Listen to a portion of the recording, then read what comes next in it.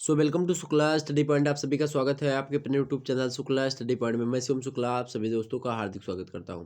दोस्तों, आज के वीडियो के लेक्चर के अंतर्गत हम लोग बात करेंगे अंतर तारक धूलि परिकल्पना के बारे में, जो कि बीए प्रथम सेमेस्टर के जियोग्राफी सब्जेक्ट के चैप्टर 5 में आता है। और मेरे हिसाब से बात की जाए तो ये चैप्टर नंबर 5 में है। ओके, तो ये मैंने अपने हिसाब से आधुनिक मतलब एक प्रकार से अध्ययन की सुविधा के हिसाब से चैप्टर का कैटेगराइजेशन किया, अर्थात जो वर्गीकरण किया है, और उसके हिसाब से मैं आपको पढ़ाने का प्रयास कर रहा हूं ताकि आप लोगों के समझ में आता रहे। इससे पहले के जो है व्याख्यानों में हमने जो है इसके पहले हमने क्या समझा मेरे प्यारे दोस्तों, भूवैज्ञानिक समय सारणी यानी अर्थात जियोलॉजिकल टाइम स्केल हमने कल की वीडियो में समझा। उससे पहले हमने पृथ्वी की संरचना संबंधी जो विभिन्न संकल्पनाएं दी गई हैं उनको समझा, जिसमें द्वैतारक संकल्पना, विखंडन का सिद्धांत, नौतारा परिकल्पना, स्फीड साध्य का सिद्धांत, और उसके बाद में पुच्छल तारा परिकल्पना, वाव्या राशि परिकल्पना, निहारिका परिकल्पना, इन सभी के बारे में थोड़ा थोड़ा बातें आपको बताने का प्रयास किया।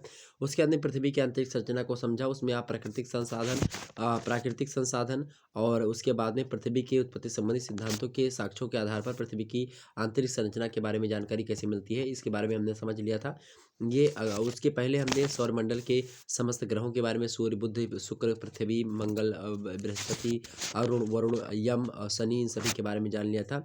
और उससे पहले मेरे प्यारे दोस्तों हमने क्या समझा था, उससे पहले भौतिक भूगोल की प्रकृति एवं विषय क्षेत्र को हमने समझा था। और उससे पहले एक वीडियो बोर्ड पर पढ़ाया था जिसमें हमने भौतिक भूगोल के अर्थ को, परिभाषा को, इन सभी को समझ लिया था। ठीक, तो इस प्रकार से आपके लेक्चर अभी तक उपलब्ध हो चुके हैं। अब हम लोग बात करेंगे आज के वीडियो के अंतर्गत ऑटो जे स्मिड के द्वारा एक सिद्धांत दिया गया जो कि ब्रह्मांड की उत्पत्ति से संबंधित है, कि ब्रह्मांड की उत्पत्ति कैसे हुई है, इसको लेकर के इनकी एक महत्वपूर्ण परिकल्पना है जो कि ऑटो जे स्मिड के द्वारा दी गई है।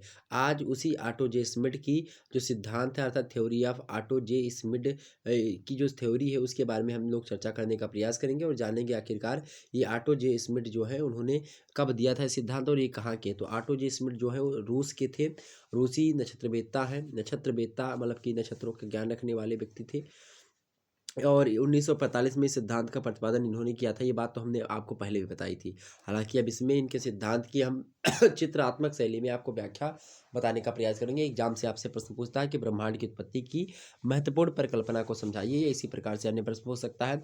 ऑब्जेक्टिव भी कई प्रश्न यहाँ से बन सकते हैं। ठीक है, तो अगर आपकी परीक्षा चाहे ऑब्जेक्टिव हो चाहे लिखित, तो दोनों तरीके की परीक्षाओं के लिए यह लेक्चर मोस्ट इंपॉर्टेंट है। तो आप सभी जो तैयार हो जाइए, नई शिक्षा नीति के अनुसार पढ़ाने का प्रयास करते हैं। अब ऑटो जे स्मिड का सिद्धांत हम लोग देख लेते हैं। ठीक है, ये इंपॉर्टेंट है, एग्जाम से प्रश्न यहाँ से बने हैं, इसीलिए हमने जो है इसमें पर्टिकुलर आपको बताने का प्रयास किया। अब जो कल की वीडियो होगी उसके अंतर्गत हम क्या बताएंगे आपको, कल का जो लेक्चर होगा मेरे भाई, उसमें मैं महाद्वीप और महासागरों की जो उत्पत्ति हुई है उसको लेकर के, एक व्यक्ति हैं वेगनर, वेगनर ने एक सिद्धांत दिया, महाद्वीपीय विस्थापन का सिद्धांत। उनके इस सिद्धांत से, महाद्वीपीय विस्थापन का जो सिद्धांत है वेगनर का, वहाँ से एग्जाम से प्रश्न लगातार पूछे जाते हैं। तो ये कल की वीडियो में मैं महाद्वीपीय जो विस्थापन का सिद्धांत है वो चर्चा करूँगा, तो आप लोग उस लेक्चर को आप लोग जरूर देखेंगे। ठीक है, तो कल की वीडियो में उसको हम चर्चा करने का प्रयास करेंगे, तो आप लोग बिल्कुल तैयार हो जाइए उसके लिए। चलिए हम बात कर लेते हैं ऑटो जो स्मिड के द्वारा जो दिया गया सिद्धांत है उसके बारे में। ठीक, यहाँ पर देखते हैं।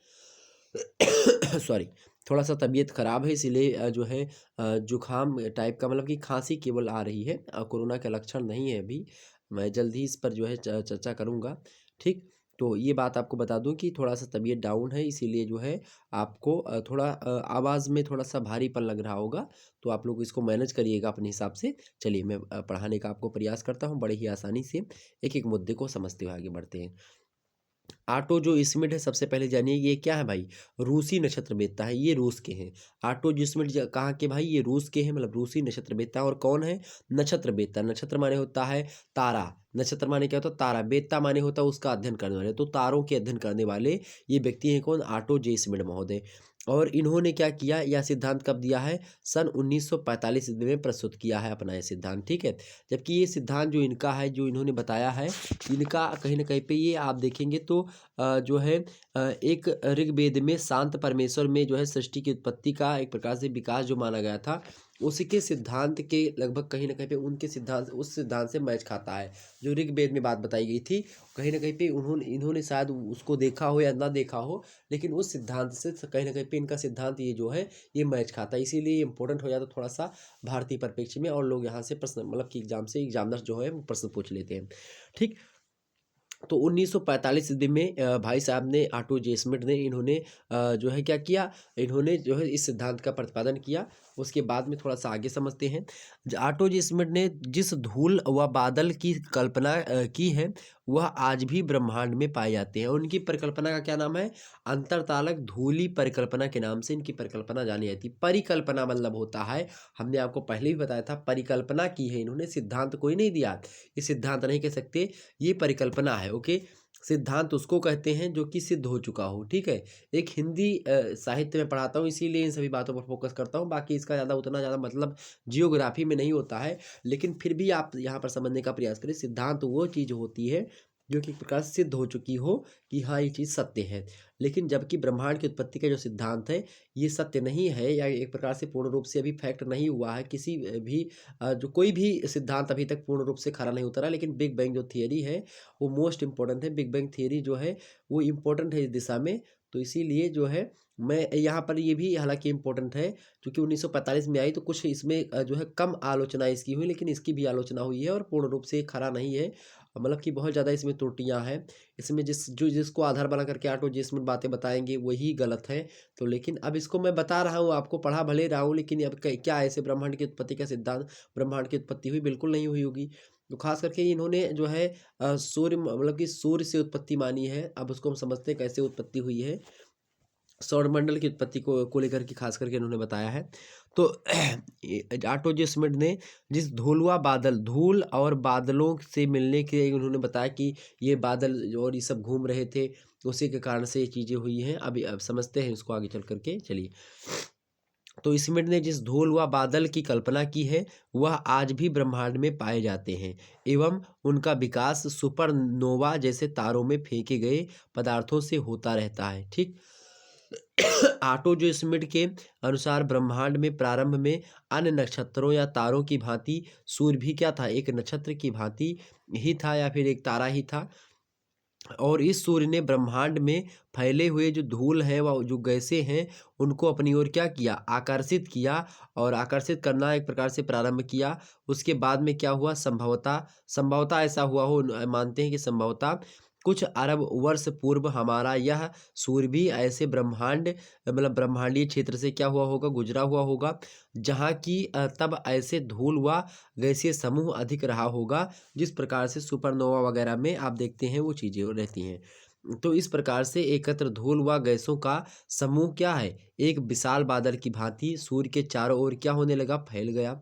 स्मिथ ने इसकी आकृति एक मोटी प्लेट जैसी बताई है। इसे हम अधिक चौड़े एवं खाली विशाल रबड़ ट्यूब की भांति मान सकते हैं। बादल सूर्य की आकर्षण शक्ति से सूर्य का क्या करने लगते हैं? चक्कर लगाने लगते हैं। इसमें क्या होता है भाई? इसमें जो होता है, इसमें से धूल के कण जो है लचीले नहीं थे, जबकि गैस के कण जो थे वो लचीले थे। अतः इन कणों की गति में चाल व मार्ग में भिन्नता रही। मतलब कि जो लचीले कण थे वो दूसरे तरीके से घूम रहे थे, और जो गैसीय कण थे वो दूसरे तरीके से घूम रहे थे। तो इनके मार्ग में क्या रही? भिन्नता रही। धूल के कण जो थे जो अधिक मतलब लचीले नहीं थे, वो जो कण थे भारी थे, और इसीलिए भारी होने के कारण से शीघ्र जो वो नाभिकीय स्थलों पर एकत्र होकर के विशेष दिशा में घूमने लगी। ऐसे धूल के कणों के एकत्र स्वरूप का स्मिथ ने धीरे धीरे बड़ी प्लेट की भांति माना। इस प्लेट में बड़े जो है पहले छोटे ग्रह जो है वो बने। तो पहले छोटे ग्रह बने धूल के कणों से। ओके, ये बात इन्होंने मानी। और आगे कहते हैं कि ये छोटे या फिर क्षुद्र ग्रह उसी दिशा में घूमने लगे जिस दिशा में प्लेट जो थी वो पूरी की पूरी घूम रही थी। इस प्रकार से, तो उसी प्रकार से पूरी दिशा में ये भी जो है तारे मतलब कि जो ग्रह बने मतलब कि जो धूल के कणों से एकत्र होने से बने जो, वो भी उसी दिशा में घूम रहे थे जिस दिशा में प्लेट घूम रही थी। सूर्य की निरंतर परिक्रमा लगाते हुए अन्य क्षुद्र ग्रहों ने आकर्षण के द्वारा निकट के ग्रहों को भी अपनी अपनी ओर आकर्षित किया। धूल के कणों की प्राप्ति के अनुसार इन ग्रहों क्या हुआ? धूल की जो है धूल के कणों की प्राप्ति के अनुसार इन ग्रहों का आकार मतलब इन ग्रहों का अपना आकार छोटा या बड़ा बन गया। इनके भ्रमण मार्ग में समयानुसार ग्रहों की आकृति, धूल के कण व गैसों की प्राप्ति व अन्य बातों के प्रभाव से सुधार होता रहा। गैस के बचे हुए कण भी ऐसे ग्रहों के आसपास इकट्ठे होते गए जहाँ पर क्या हुआ? उपग्रहों की जो है उत्पत्ति ग्रहों के व्यवस्थित होने के पश्चात बचे धूल के कणों से पुनः होगी। क्षुद्र ग्रहों के में एकत्र होने से हुई है। इनका आकार बहुत छोटा एवं स्थिति मुख्य ग्रहों के पास में रही, अतः सूर्य के स्थान पर ग्रहों का चक्कर ये लोग लगाने लगते हैं। तो इसको हम समझ लेते हैं। सबसे पहले क्या हुआ, एक इसको चित्र के माध्यम से हम समझने का प्रयास करते हैं। एक शीतल क्षेत्र रहा होगा। इनके अनुसार इन्होंने बताया कि एक शीतल क्षेत्र रहा होगा। उस क्षेत्र शीतल सॉरी, उस शीतल क्षेत्र में क्या रहा होगा मेरे प्यारे दोस्तों, उसी में सूर्य जो था वो एक तारे की भांति था। सूर्य जो था पहले वो एक तारे की भांति था, गैसों का घना भवन था। तो उसमें क्या हुआ कि सूर्य जो था वो प्रवेश किया होगा। अब जब सूर्य इसमें प्रवेश किया तो इसमें क्या हुआ कि सूर्य के में जो आकर्षण शक्ति उसके कारण से क्या हुआ, जो उसके किनारे किनारे यहाँ पर जो धूल के कण वगैरह थे, वो सब धूल के कण वगैरह जो थे मेरे प्यारे दोस्तों, वो आपस में क्या हो गए, धूल के कण और जो बादल वगैरह थे, ये सब जो होते हैं सूर्य की आकर्षण शक्ति से सूर्य के चारों तरफ क्या करने लगते हैं और घूमने लगते हैं। अब कैसे घूमते हैं इसको मैं आपको एक चित्र के माध्यम से समझाते हैं ताकि आपको पता चल जाए। ये यहाँ पर ये चित्र देखने का प्रयास आप सभी लोग करेंगे। ये चित्र यहाँ पर देखेंगे। ये चित्र आपको यहाँ पर दिखाई पड़ रहा होगा। तो कुछ इस प्रकार से जो है वो घूम रहे थे। अब इसको अपनी भाषा में आप समझो। अभी तो किताबी भाषा में हमने आपको समझाने का प्रयास किया, लेकिन अब यहाँ पर आप जो है अपनी भाषा में समझने का प्रयास करेंगे कि क्या हुआ कि कुछ जो गैस के जो सूर्य यहाँ पर बीच में है आपका, और सूर्य जो था उसके चारों तरफ जो है वो क्या होने लगते हैं, जो गैस है, जो बादल है, मतलब कि धूल के कण ये छोटे छोटे आपको दिखाई पड़ रहे होंगे। ये धूल के कण जो है आप ये क्या होने लगते हैं, कुछ एक दूसरी दिशा में कुछ अगली दिशा में घूमना प्रारंभ कर देते हैं। उसके बाद में ये देखेंगे कुछ इस तरीके से कुछ इस तरीके से घूम रहे हैं, कुछ इस तरीके से घूम रहे हैं। ठीक, तो अलग अलग तरीके से ये जो है जो धूल के कण हैं और ये जो है वो घूम रहे हैं। अब इसके घूमने के बाद में क्या हुआ, कुछ दिनों तक तो इस प्रकार से घूमते रहे ये सूर्य के चारों तरफ। उसके बाद में हुआ क्या कि इस तरीके से मतलब बहुत ज़्यादा घूमने लगे। सूर्य की आकर्षण शक्ति से क्या हो गई, नज़दीक होती गई, और सूर्य की आकर्षण शक्ति जो है उसके कारण से लगातार ये ग्रह जो मतलब कि जो धूल के कण थे और जो और जो बादल के जो कण थे, ये सब क्या करने लगते हैं, घूमने लगते हैं अलग अलग दिशाओं से। कुछ इस प्रकार से कुछ इस प्रकार से घूमते हैं, कुछ इस प्रकार से घूमते हैं, कुछ इस प्रकार से घूमते हैं, अलग अलग तरीके से घूमना प्रारंभ कर देते हैं और इसी प्रकार से खूब घूमते हैं। उसके बाद में क्या होता है, उसके बाद में मेरे प्यारे दोस्तों कुछ इस प्रकार से आपके सामने चित्र आएगा। अब धीरे-धीरे क्या हो रहा है, अब ये कुछ ग्रह जो है इकट्ठा हो रहे हैं। जैसे यहाँ पर आप देखेंगे ये इकट्ठा हो गया, यहाँ पर देखेंगे ये यहाँ पर ये छोटे-छोटे। अब लेकिन ये घूम ही रहे हैं, अब ये घूम ही रहे हैं। अब चूँकि ये इसी तरीके से घूम रहे हैं जिस दिशा में एक प्लेट जो है यहाँ पर ये प्लेट जो बीच की है, ये घूम रही है, उसी दिशा में ये लोग भी ऐसे-ऐसे घूम रहे हैं। अब घूमने के बाद में होगा क्या कि ये जो बड़े-बड़े जो मोटे-मोटे यहाँ पर ये दिखाई पड़ रहे हैं, ये जैसे ये है, ये हो गया, ये हो गया, ये हो गया। ये भी मोटे-मोटे जो यहाँ पर कण बन चुके हैं, क्योंकि उन्होंने ज़्यादा जो है धूलों को इकट्ठा कर लिया, ज़्यादा धूल के कणों को इकट्ठा कर लिया, ज़्यादा बादलों के कणों को इकट्ठा कर लिया। उसके बाद में क्या हुआ, उनमें भी आकर्षण शक्ति आ जाती है और वो भी कहीं न कहीं पे अपने हिसाब से आप जो है घूम रहे हैं और घूमने के साथ-साथ अपनी तरफ जो है और भी चीज़ों को आकर्षित कर रहे हैं। मलबे को जो मटेरियल से ऊपर पड़ा हुआ है, उसको आकर्षित कर रहे हैं और वो घूम-घूम कर अपने आकार को बड़ा, जो ज़्यादा घूम पा रहा है वो ज़्यादा जो है बड़ा हो गया, वो जो कम घूमा छोटा हो रहेगा।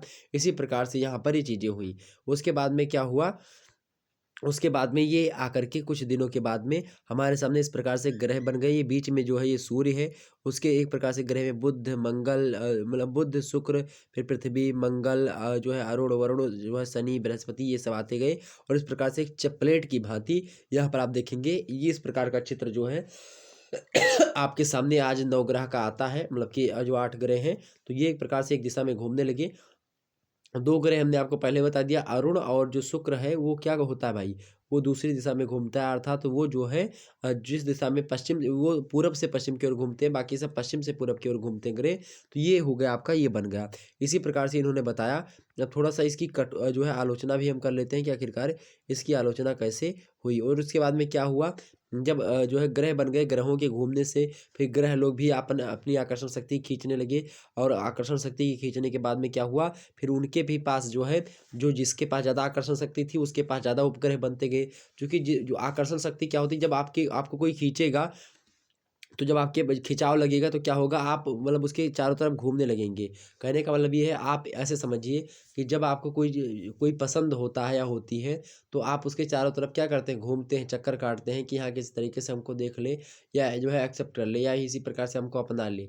तो कहने का मतलब ये है कि इसी प्रकार से जो है आकर्षण जो होता है उसके बाद में, एक प्रकार से चक्कर काटने के बाद में ही आकर्षण उत्पन्न होता है। और आकर्षण से क्या होता है, जब आकर्षण किसी चीज़ पर होगा तो आप चक्कर काटेंगे। तो इसी प्रकार से जब आकर्षण किया, सूर्य ने खींचा, उसी प्रकार से जब ग्रह जो विभिन्न बने, उस ग्रहों ने भी एक प्रकार से अपनी गति प्रारंभ रखी और गति के साथ साथ उन्होंने भी आकर्षण किया। तो जो धूल के कण वगैरह और भी विद्यमान थे, वो भी एक प्रकार से खींच करके आपस में इकट्ठा होने लगे और एक प्रकार से वो भी घूमने लगे, उस ग्रह के चक्कर काटने लगे। और जो ग्रह के चक्कर काटने लगे वो उपग्रह कहलाए, जो सूर्य का चक्कर काटते रहे वो क्या कहलाए, वो जो है ग्रह कहलाए। तो ये चीज़ इस प्रकार से, और कुछ जो है उल्का पिंड वगैरह कुछ क्षुद्र ग्रह के रूप में भी बने। तो इस प्रकार से चीज़ें हो गई। ओके, तो ये था किसका सिद्धांत भाई, ये था ऑटो जिसमेंट का सिद्धांत। हालांकि इसकी आलोचना भी हुई है, उसकी आलोचना पर थोड़ा सा हम नज़र डाल लेते हैं। एग्जाम से प्रश्न पूछेगा आलोचना को लेकर के, तो आप कैसे इसकी आलोचना करेंगे इसको देख लीजिएगा। आलोचना यहाँ पर देखेंगे, इस सिद्धांत की भी निम्नलिखित बिंदुओं पर आलोचना की जा सकती है। कैसे की जा सकती है इसको समझते हैं। पहली मुद्दा ये है कि धूल व गैस के बादल या समूह किस भांति सूर्य के निकट या एकत्र हो गए और वह सूर्य के चारों ओर छा गए, इसका कोई स्पष्टीकरण नहीं दिया गया है ऑटो जेसमिट के द्वारा। जबकि सिद्धांत का मूल आधार यही है कि जो धूल है वह गैस के हैं, इन दोनों के, और गैस के बादल जो है, धूल और गैस के बादल जो है, ये क्या है, जो है इनका समूह जो है बड़ा बड़ा सूर्य के निकट गया, और जो निकट गया एकत्र हुआ, ये सूर्य के चारों ओर छा गए। और इसका कोई स्पष्टीकरण इन्होंने नहीं दिया कि कैसे छा गए, कैसे आए, इकट्ठा हुए, ये सब कुछ उन्होंने नहीं बताया है। तो ये आलोचना होगी। दूसरी आलोचना इसकी क्या है कि अब जो है सूर्य के निकट गैस व धूल के कण बादल जो है एकत्र होने की कोई प्रमाण नहीं मिलता है। अब किसी दिन जो है, या फिर अब ऐसी कोई घटना नहीं होती है जैसी पहले हुई थी, जो इन्होंने बताया ऑटो जिसमिट की। तो विद्वानों ने कहा, आलोचना करी कि अब सूर्य के निकट गैस व धूल के बादल एकत्र होने की बात का प्रमाण क्यों नहीं मिलता, जब पहले ऐसा हुआ था। तो आज भी कुछ ना कुछ प्रमाण मिलना चाहिए था। उस समय कौन सी विशेष शक्ति से सूर्य ने यम जैसे दूर के गैस व धूल के कणों को अपनी ओर खींचा होगा, ये तनिक कोई हमको समझाया, ऐसा विद्वानों ने बताया। तो ये एक प्रकार से दूसरी कटु आलोचना इसकी। अगली आलोचना इसकी हुई किसकी, इनके सिद्धांत की, कि क्या, कि स्वयं गैस व धूल के कणों का यह संपूर्ण समूह किस विधि से विकसित होकर के कब तक जो है किस अवस्था में हो रहा या शांत बना रहा, ये बातें, इन बातों का कोई पता नहीं चलता है। वैसे ऋग्वेद में भी शांत परमेश्वर से ही सृष्टि का विकास जो है माना गया है। यह भी एक विचित्र संयोग ही है। इस पर जो है अधिक शोध की अभी आवश्यकता है, और विद्वानों को शोध इस पर करना चाहिए था कि आखिरकार जो है ये बात इन्होंने शांत परमेश्वर जो कि ऋग्वेद में है वहाँ से लिया गया, इन्होंने लिया है, उसका कॉपी किया है, या फिर अपने मन से दिया है, या फिर मन से दिया है तो क्या भिन्नता है और किस प्रकार से ऐसा हुआ होगा, इस पर शोध करने की अभी आवश्यकता है कि आखिरकार ऐसे गैस के अणु और बादल के जो एक प्रकार से जो अणु हैं वो कैसे इकट्ठा हुए होंगे, या फिर जिस बल के कारण से इन्होंने बताया कि इकट्ठा हुए हैं वो कौन सा था, किस प्रकार से हुआ, कैसे हुआ, इसको डिटेल से जो है एक प्रकार से इस पर विचार करने की आवश्यकता है। तो ये चीज़ें हो गई।